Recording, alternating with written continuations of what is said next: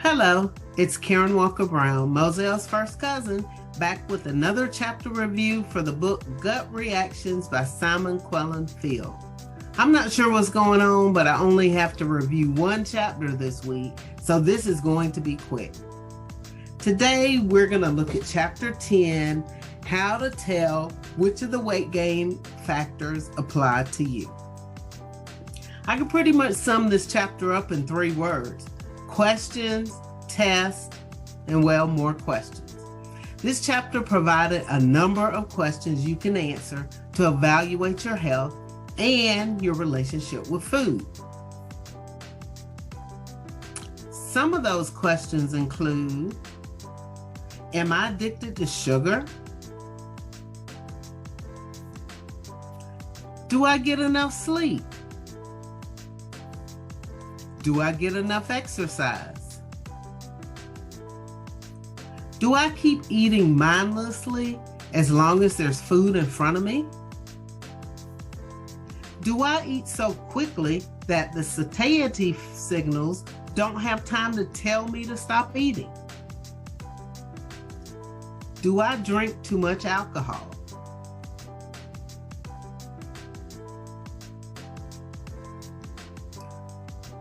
The author then goes through a number of items that can help us determine which weight gain factors apply to us. First, there is the genetic testing. Like 23andMe, Map My Genes, New Life Genetics, some of the ones that we discussed a few chapters back. These tests can evaluate your DNA and give you results that can screen for obesity-related genes. Remember, the test results will include SNPs, or single nucleotide polymorphisms, SNPs, that show changes in the genes and which variants you have. These SNPs can let you know such things as if you would do well or you would lose weight by following a low-carb, high-protein diet. Next up, we have blood tests. These can give you insight on the causes and possible treatment for obesity. Typically, a test for diabetes, such as the hemoglobin A1C test, will tell you what your average glucose levels were over the past 3 months, probably because your red blood cells only live about 4 months.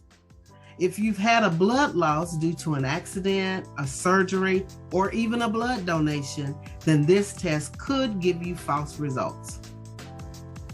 A fasting glucose test measures sugar in the blood after you fasted overnight.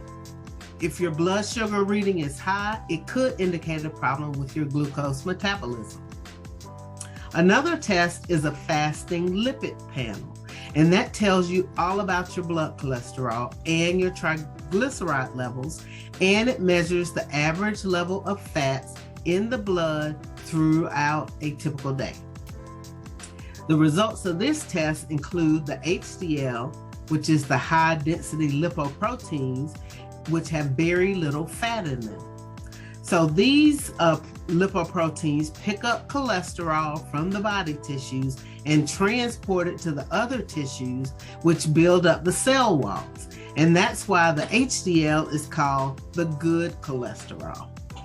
The LDL, or the low-density lipoproteins, are where the LDL particles don't make it to the liver, but they're eaten by the immune cells called macrophages. They turn into something called foam cells, which stick to the artery walls, causing atherosclerosis, which is why the LDL is called the bad cholesterol. One interesting fact that I found out in this book is that the total amount of cholesterol in your body doesn't change much due to the amount of cholesterol in your diet.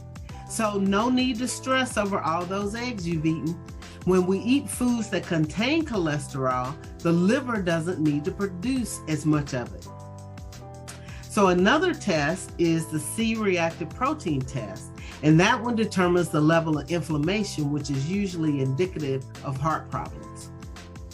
They also talked about having a stool analysis because that can let you know whether you have a low diversity of the bad intestinal microbes, and it can tell the ratio of the Firmicutes to the Bacteroidetes. It can also detect harmful organisms and check for colon cancer and parasites. So, in addition to all of these tests that your physician will typically run when you go in for your annual physical, you can also look for some signs yourself to determine if you're insulin resistant. Some of those signs would be skin tags, excessive daytime sleepiness, loud snoring, among some others. So if you have those signs, as well as high blood pressure, high blood sugar, and high cholesterol, you need to get to your doctor and have that checked out. So next, Phil talked about the power of food scale. And again, these are a set of questions that help you to determine the psychological impact of living in a food abundant environment. Some of those statements that he included in that particular section were, I feel that food to me is like liquor is to an alcoholic. Or, I love the taste of certain foods so much that I can't avoid eating them, even if they're bad for me. Apple fritters, anyone? Sometimes when I'm doing everyday activities, I get an urge to eat out of the blue for no apparent reason.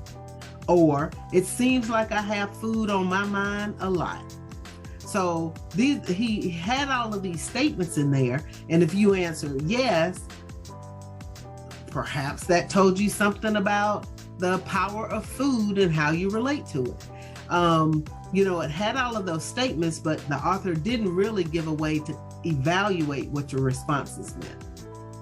But Simon Quellen Field couldn't resist throwing in the 3-factor eating questionnaire, which is a questionnaire that's designed to determine your score in 3 categories of either psychological or emotional components that you have that look at your eating behavior, and they can be characterized as either uncontrolled eating, emotional eating, or restraint.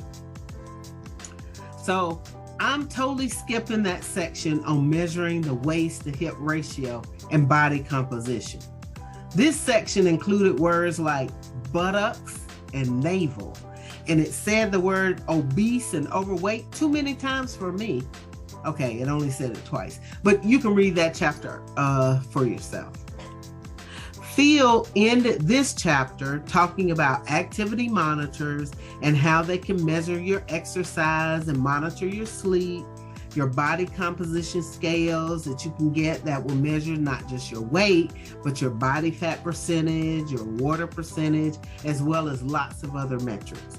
So there are a lot of tools on the market that can help you to identify how those particular weight gain factors apply to you.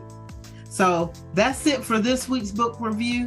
Check back next week for the last chapter review in the book, Gut Reactions.